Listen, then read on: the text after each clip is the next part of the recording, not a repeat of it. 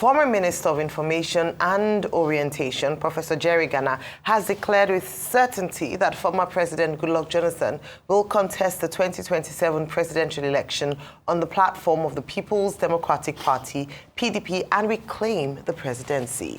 Speaking to journalists shortly after the PDP Niger State Congress in Minna on Saturday, Gana said Nigerians had experienced two other leaders after Jonathan and were now yearning for his return.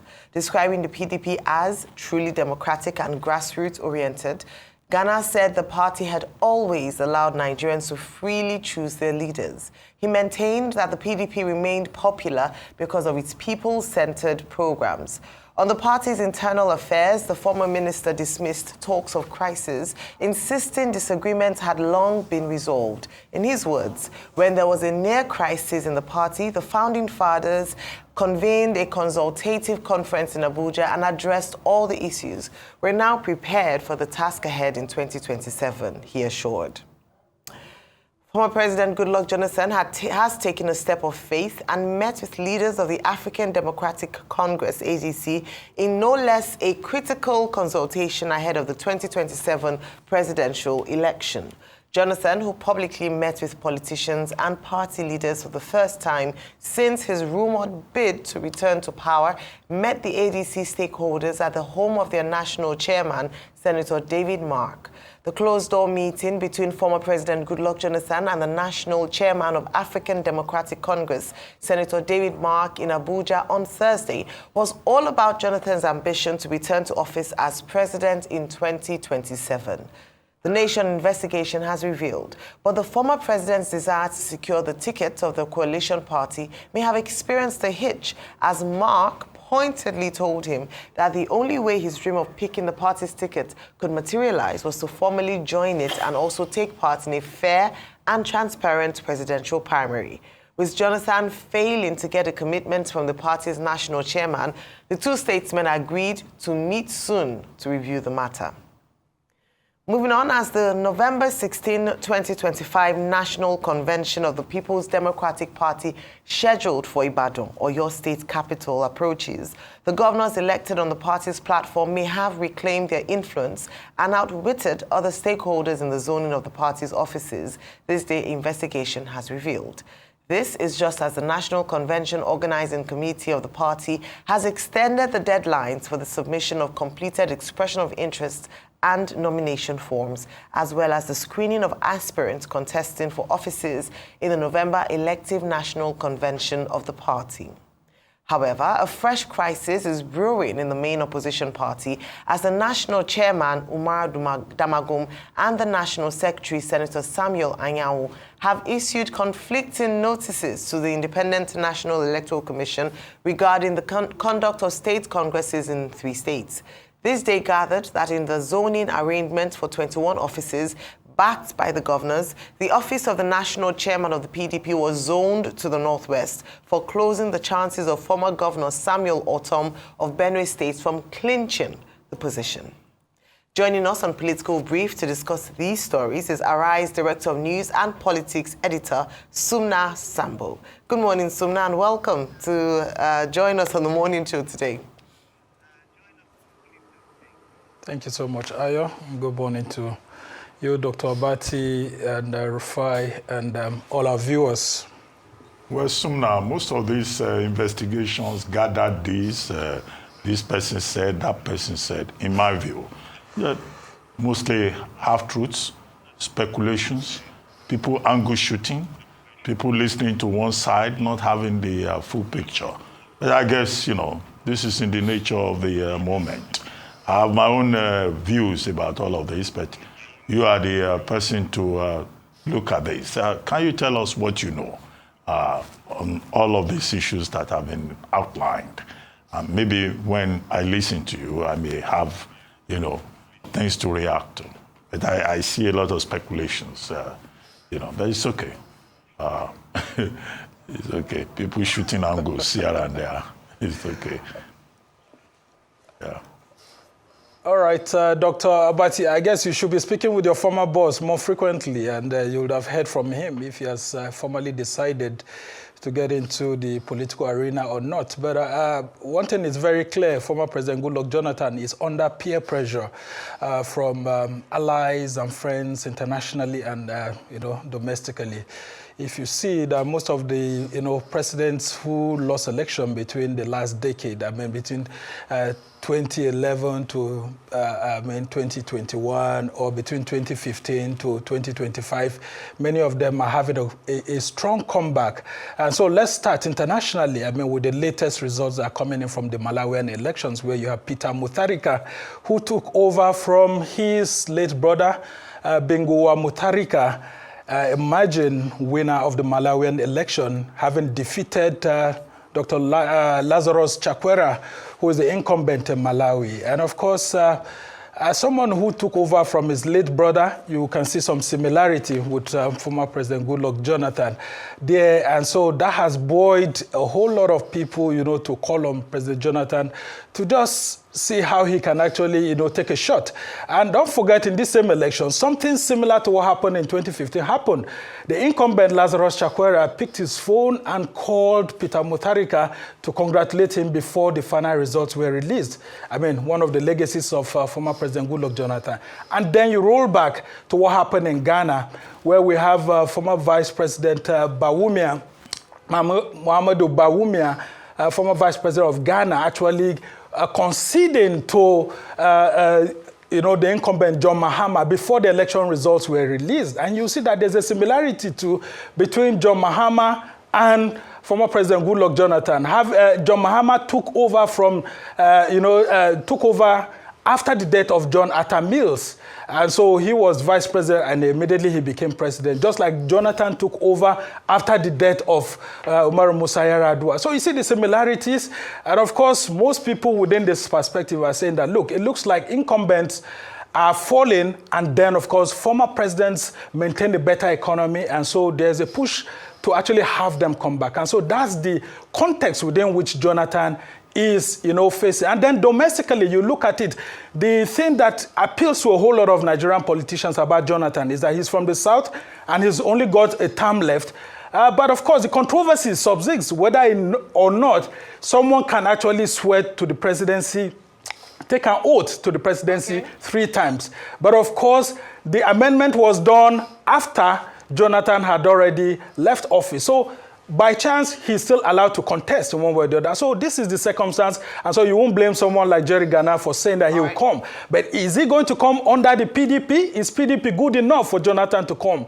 Well, that's a question a whole lot of us will answer. And then, of course, you've seen that through the ADC approach that he took. All right. That's the question I'm putting back to you this morning, because that was also what was on my mind. If you were to give him political advice, so now what would you ask him? What would you think would be best for him? To go on the platform of the PDP, they haven't yet gotten their acts together yet with political internal wranglings, or the newly minted ADC, but do they have enough awareness, or are people able to recognize the party, and is it good enough for Jonathan if he does intend to run to go on that platform? Which would you advise? Well, Ayo, PDP is too damaged for a presidential ticket to be given to Jonathan to contest, and he would win. And if you look at what is happening at the moment, you see that the military wing of the Nigerian polity, they've all moved. They are shifting to the ADC. Actually, those who established the PDP in 1998 are majorly military, those within the military apparatchik.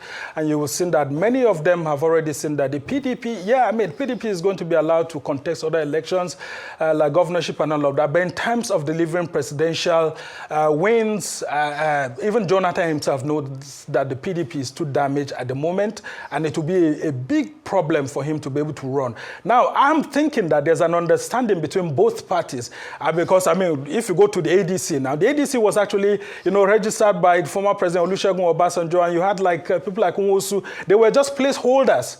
Look at the history of the ADC very well. You know that it was a placeholder political party that has always been kept in place by former President Olusegun Obasanjo for his allies. So that vehicle was being prepared for Peter Obi, and now Jonathan is coming. Jonathan and Peter Obi, they are all within the same, team of quote, Obasanjo's boys. And so Obasanjo is going to sit down with them and have, a talk as to what should go on and what should not go. And people like General Gusau will be there to actually help support the final decision on what will happen. But I can tell you that with what's going on right now, PDP won't be a vehicle because, there's a lot of things, there are a lot of things that are happening, and with the Wike factor there, and you will see the fight that's ongoing before the November 16 convention that's happening. A whole lot of things will be too down enough for the PDP to be a vehicle that can either deliver a Jonathan or deliver a Peter Obi. But the good thing about ADC and Jonathan, for example, is that if Jonathan runs under ADC, for example, Peter Obi is likely not to run. And so if it's going to be under the PDP too that Jonathan decides to run, there's a likelihood that Peter Obi may not be able to run because Peter Obi owes a whole lot of his loyalty to Jonathan. But there's been a consensus among some politicians that Jonathan should step aside and allow people like Obi to actually come in. He looks fresh. Jonathan can work with him and all of that. And then the fear of Jonathan's legacy going down the drain. So a whole lot of things are at play, but Jonathan would have to make the final decision. If he does decide to contest, then he should know that he's contesting against an incumbent that has the resources and the understanding of power play to be able to scuttle his ambition.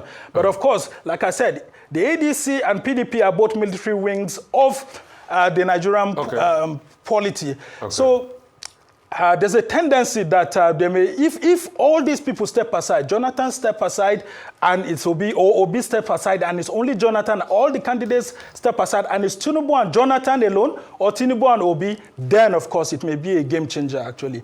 Okay, so I would rather believe a Dr. Abati that recently met with Jonathan over a Professor Jerry Gana, that has been saying one thing for a bit. At first, he started with, we want Jonathan to run. Now he's saying he's going to run. So I'd rather believe Dr. Abbas when he said people are just talking around the edges over that. But we haven't talking about the PDP.